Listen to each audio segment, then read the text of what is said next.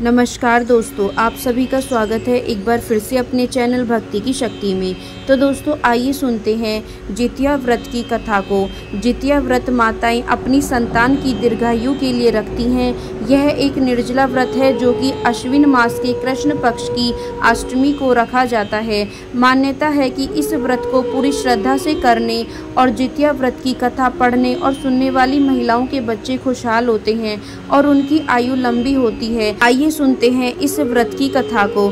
एक बार नैमिषारण्य के निवासी ऋषियों ने संसार के कल्याणार्थ सूत जी से पूछा, हे सूत, कराल कलिकाल में लोगों के बालक किस तरह दीर्घायु होंगे, सो कहिए। सूत जी बोले, जब द्वापर का अंत और कलयुग का आरंभ था उसी समय बहुत सी शोकाकुल स्त्रियों ने आपस में सलाह की कि क्या इस कलयुग में माता के जीवित रहते पुत्र मर जाएंगे। जब वे आपस में कुछ निर्णय नहीं कर सकी तब गौतम जी के पास पूछने के लिए गई। जब उनके पास पहुंची तो उस समय गौतम जी आनंद के साथ बैठे थे। उनके सामने जाकर उन्होंने मस्तक झुकाकर प्रणाम किया। तदंतर स्त्रियों ने पूछा, हे प्रभु, इस कलयुग में लोगों के पुत्र किस तरह जीवित रहेंगे, इसके लिए कोई व्रत या तप हमें बताइए। इस तरह उनकी बात सुनकर गौतम जी बोले, आपसे मैं वही बात कहूँगा जो मैंने पहले से सुन रखा है। गौतम जी ने कहा, जब महाभारत युद्ध का अंत हो गया और द्रोण पुत्र अश्वत्थामा के द्वारा अपने बेटों को मरा देखकर सब पांडव बड़े दुखी हुए तो पुत्र के शोक से व्याकुल होकर द्रौपदी अपनी सखियों के साथ ब्राह्मण श्रेष्ठ धौम्य के पास गई और उसने धौम्य से कहा, हे विप्रेंद्र, कौन सा उपाय करने से बच्चे दीर्घायु हो सकते हैं, कृपया करके ठीक ठीक कहिए। धौम्य बोले, सतयुग में सत्य वचन बोलने वाला, सत्य आचरण करने वाला समदर्शी जीमूत वाहन नामक एक राजा था। एक बार वह अपनी स्त्री के साथ अपने ससुराल गया और वहीं रहने लगा। एक दिन आधी रात के समय पुत्र के शोक से व्याकुल को स्त्री रोने लगी क्योंकि वह अपने बेटे के दर्शन से निराश हो चुकी थी। उसका पुत्र मर चुका था। वह रोती हुई कहती थी, हाय मुझ बूढ़ी माता के सामने मेरा बेटा मरा जा रहा है। उसका रुदन सुनकर राजा जीमूत वाहन का तो मानो हृदय विदीर्ण हो गया हो। वह तत्काल उस स्त्री के पास गए और उससे पूछा, तुम्हारा बेटा कैसे मरा है। बूढ़ी ने कहा, गरुड़ प्रतिदिन आकर गांव के लड़कों को खा जाता है। इस पर दयालु राजा ने कहा, माता अब तुम रो मत, आनंद से बैठो, मैं तुम्हारे बच्चे को बचाने का यत्न करता हूँ। ऐसा कहकर राजा उस स्थान पर गया जहाँ गरुड़ आकर प्रतिदिन मांस खाया करता था। उसी समय गरुड़ भी उस पर टूट पड़ा और मांस खाने लगा। अब अतिशय तेजस्वी गरुड़ ने राजा का बायां अंग खा लिया तो झटपट राजा ने अपना दाहिना अंग फेर कर गरुड़ के सामने कर दिया। यह देखकर गरुड़ जी ने कहा, तुम कोई देवता हो, कौन हो, तुम मनुष्य तो नहीं जान पड़ते। अच्छा, अपना जन्म और कुल बताओ। पीड़ा से व्याकुल मन वाले राजा ने कहा, हे पक्षीराज, इस तरह के प्रश्न करना व्यर्थ है, तुम अपनी इच्छा भर के मेरा मांस खाओ। यह सुनकर गरुड़ रुक गए और बड़े आदर से राजा के जन्म और कुल की बात पूछने लगे। राजा ने कहा, मेरी माता का नाम है शेव्या और मेरे पिता का नाम है शालिवाहन है। सूर्य वंश में मेरा जन्म हुआ है और जीमूत वाहन मेरा नाम है। राजा की दयालुता देखकर गरुड़ ने कहा, हे महाभाग, तुम्हारे मन में जो अभिलाषा हो वह वर मांगो। राजा ने कहा, हे पक्षीराज, यदि आप मुझे वर दे रही हैं तो वर दीजिए कि आपने अब तक जिन प्राणियों को खाया है वे सब जीवित हो जाएं। हे स्वामिन, अब से आप यहाँ बालकों को ना खाएं और कोई ऐसा उपाय करें कि जहाँ जो उत्पन्न हो वे लोग बहुत दिनों तक जीवित रहें। धौम्य ने कहा कि पक्षीराज, गरुड़ राजा को वरदान देकर स्वयं अमृत लाने के लिए नागलोक चले गए। वहाँ से अमृत लाकर उन्होंने उन मरे मनुष्यों की हड्डियों पर बरसाया। ऐसा करने से सब लोग जीवित हो गए जिनको पहले गरुड़ ने खाया था। राजा के त्याग और गरुड़ की कृपा से वहाँ वालों का बहुत कष्ट दूर हो गया। उस समय राजा के शरीर की शोभा दूनी हो गई थी।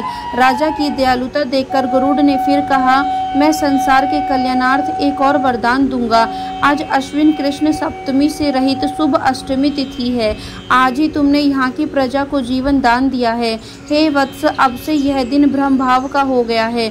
जो मूर्ति भेद से विविध नामों से विख्यात है वही त्रिलोक्य से पूजित दुर्गा अमृत प्राप्त करने के अर्थ में जीवित पुत्रिका कहलाई है। सो इस तिथि को जो स्त्रियां उस जीवित पुत्रिका की और कुश की आकृति बनाकर तुम्हारी पूजा करेंगी तो दिनों दिन उनका सौभाग्य बढ़ेगा और वंश की भी वृद्धि होती रहेगी। हे महाभाग, इस विषय में विचार करने की भी आवश्यकता नहीं है। हे राजन, सप्तमी से रहित और उदय तिथि की अष्टमी को व्रत करें, यानी सप्तमी विद अष्टमी जिस दिन हो उस दिन व्रत न कर शुद्ध अष्टमी को व्रत करें और नवमी में पारण करें। यदि इस पर ध्यान न दिया गया तो फल नष्ट हो जाएगा और सौभाग्य तो अवश्य नष्ट होगा। जीमूत को इस तरह का वरदान देकर गरुड़ बैकुंठ धाम को चले गए और राजा भी अपनी पत्नी के साथ अपने नगर को वापस चले आए। धौम्य द्रौपदी से कहते हैं, हे देवी, मैंने यह अतिशय दुर्लभ व्रत तुमको बताया है। इस व्रत को करने से बच्चे दीर्घायु होते हैं। हे देवी, तुम भी पूर्वोक्त विधि से यह व्रत और दुर्गा जी का पूजन करो तो तुम्हें अभिलाषित फल प्राप्त होगा। मुनिराज धौम्य की बात सुनकर द्रौपदी के हृदय में एक प्रकार का कौतूहल उत्पन्न हुआ और पूर्ववासिनी स्त्रियों को बुलाकर उनके साथ यह उत्तम व्रत किया। गौतम ने कहा, यह व्रत और इसके प्रभाव को किसी एक चिन्ह ने सुन लिया और अपनी सखी स्यारिन को बतलाया। इसके बाद पीपल वृक्ष की शाखा पर बैठकर उस चिन्ह ने और उस वृक्ष के खोते में बैठकर स्यारिन ने भी यह व्रत किया। फिर वही चिन्ही किसी उत्तम ब्राह्मण के मुंह से यह कथा सुनाई और पीपल के खोते में बैठी हुई अपनी सखी को सुनाई। स्यारिन ने आधी कथा सुनी थी कि उसे भूख लग गई और उसी समय शव से भरे हुए शमशान में पहुंची। वहां उसने इच्छा भर मांस का भोजन किया और चिन्ही बिना कुछ खाए पिए रह गई और सवेरा हो गया। सवेरे वह गौशाले में गई और वहां गाय का दूध पिया। इस तरह नवमी को उसने पारण किया। कुछ दिनों बाद वे दोनों मर गई और अयोध्या में किसी धनी व्यापारी के घर में जन्मी। संयोग से उन दोनों का जन्म एक ही घर में हुआ, जिसमें स्यारिन ज्येष्ठ हुई और चिन्ह छोटी। वे दोनों सभी शुभ लक्षणों से युक्त थी, इसलिए बड़ी लड़की काशीराज के और छोटी उसके मंत्री के साथ गृहपात्या अग्नि के सामने विधि पूर्वक ब्याही गई। पूर्व जन्म के कर्म फल से वह मृग नयनी रानी हुई। जब किसी भी संतान को उत्पन्न करती वह मर जाती थी और पूर्व जन्म की बातों को स्मरण करने वाली मंत्री की पत्नी ने अष्टवसुओं के सदृश तेजस्वी 8 बेटे उत्पन्न किए और सभी जीवित रह गए। अपनी बहन के पुत्रों को जीवित देखकर ईर्ष्यावश राजपत्नी ने अपने स्वामी से कहा कि यदि तुम मुझे जीवित रखना चाहते हो तो इस मंत्री के भी पुत्रों को उसी जगह भेज दो जहां मेरे बेटे गए हैं, अर्थात इन्हें मार डालो। यह सुनकर राजा ने उस मंत्री के पुत्रों को मारने के लिए कई प्रकार के उद्योग किए, पर मंत्री पत्नी ने जीवित पुत्रिका के पुण्य बल से बचा लिया। एक दिन राजा ने अपने आदमियों से उन पुत्रों का सिर कटवाकर पिटारी में रखवाया और वह पिटारी उनकी माता के पास भेज दिया, किंतु वे 8 सिर बेशकीमती ज्वारात हो गए और भले चंगे वे 8 लड़के अपनी माता के पास वापस चले गए। उनको जीवित देखकर राजपत्नी को बड़ा विस्मय हुआ। अंत में वह मंत्री की पत्नी के पास आई और उनसे पूछा, बहन, तुमने ऐसा कौन सा पुण्य किया है जिससे बार बार मारे जाने पर भी तुम्हारे बेटे नहीं मरते? इस पर मंत्री की पत्नी ने कहा, पूर्व जन्म में मैं चिन्ह थी और तुम स्यारिन, दोनों ने व्रत किया था। तुमने व्रत के नियमों का भली भांति पालन नहीं किया था और मैंने किया था। इसी दोष से हे बहन तुम्हारे बेटे नहीं जीते हैं। ओ राजरानी, अब भी तुम उस जीवित पुत्री का व्रत को करो तो तुम्हारे बेटे दीर्घायु होंगे। मैं तुमसे सच सच कह रही हूँ।